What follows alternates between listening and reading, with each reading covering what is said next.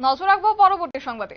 ঘূর্ণিঝড় রেমালকে কেন্দ্র করে যার বেশিরভাগ প্রভাবই পড়েছিল উত্তর পূর্বের বেশ কয়েকটি রাজ্যে, তারই মধ্যে রয়েছে ত্রিপুরা, যেখানে ত্রিপুরায় একদিকে যখন জ্বালানি সংকট, ঠিক অন্যদিকেই এই ঘূর্ণিঝড়ের প্রভাব রাজ্যের জেলাগুলিতে কতটা পড়েছে তারই এবার খতিয়ান তুলে ধরছে রাজ্য প্রশাসন। তবে তারই মধ্যে এই ঘূর্ণিঝড়ের কেন্দ্র করে যে প্রভাব পড়েছে রাজ্যের জেলাগুলিতে, বিশেষ করে আজ শহর আগরতলা যে বনমালীপুর বিধানসভা কেন্দ্র রয়েছে সেখানকার বাসিন্দারা কেমন আছে, ঘূর্ণিঝড়ের প্রভাব তাদের বাড়িতে কতটা পড়েছে তারই আজ পরিদর্শন করলেন বিজেপি রাজ্য সভাপতি রাজীব ভট্টাচার্য।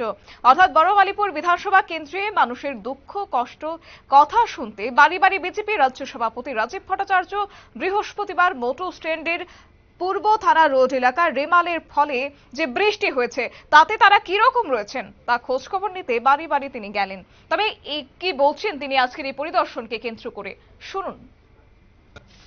দেখুন, এটা আমাদের পরম্পরা যে আমরা নয় বনমালীপুরের মানুষ কিরকম আছেন, এবং সদ্য আপনারা জানেন যে রেমেলের যে বৃষ্টিপাত হয়েছে, তো বিশেষ করে বনমালীপুর এলাকায় আমরা সবাই জানি যে জলমগ্ন হয়।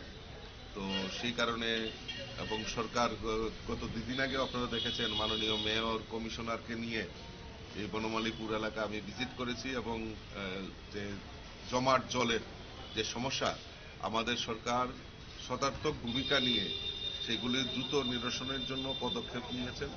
এবং আগে যেভাবে ঘন্টার পর ঘন্টা জল, দিনের পর দিন জল দাঁড়িয়ে থাকতো, কিন্তু এখন আমাদের সরকারের সদিচ্ছার ফলে যে কিছুক্ষণের মধ্যে এই জল নিষ্কাশনের ব্যবস্থা এরকম করে দেওয়া হয়েছে যাতে জল যাতে এক জায়গাতে না দাঁড়ায়। তবুও কিছু সমস্যা রয়েছে, এই সমস্যাগুলি সমাধান করার জন্য এবং এলাকাবাসীরা কিভাবে চিন্তা ভাবনা করছেন সেইগুলি দেখার জন্য বনমালীপুর এলাকায় আমি বেরিয়েছি। আমার সঙ্গে মন্ডল সভাপতি এবং বুথের সভাপতি সবাই রয়েছেন।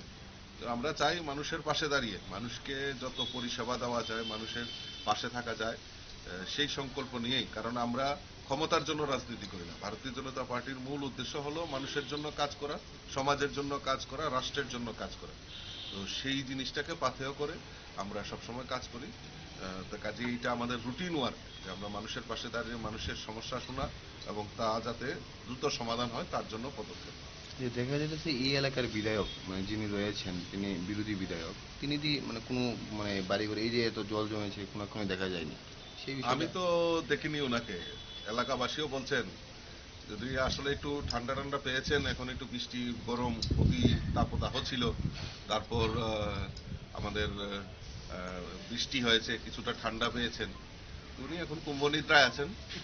তো আমি বলবো কুম্ভনিদ্রায় থাকুন, কারণ তারা রাজনীতি করে শুধু তাদের নিজের ব্যক্তিগত স্বার্থকে চরিতার্থ করার জন্য।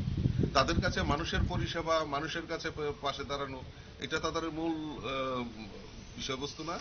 তাদের কি উপকার হয়েছে, তাদের নিজের কি পরিবারের কি উপকার হয়েছে, তাদের কি দরকার, সেটা নিয়েই তারা চিন্তা ভাবনায় ব্যতিব্যস্ত থাকে। এলাকায় ঘোরা, এলাকায় দেখা, এলাকার সমস্যা নিয়ে সরকারের সঙ্গে আলোচনা করা, সেরকম ভূমিকা আমরা দেখতে পাই।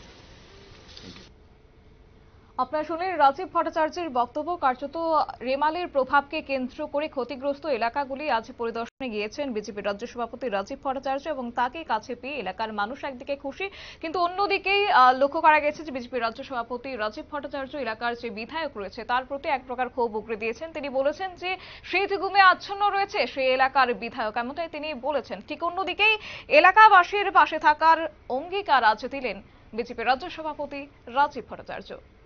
নিয়ে নিচ্ছি ছোট্ট একটি বিজ্ঞাপন বিরতি, সঙ্গে থাকুন।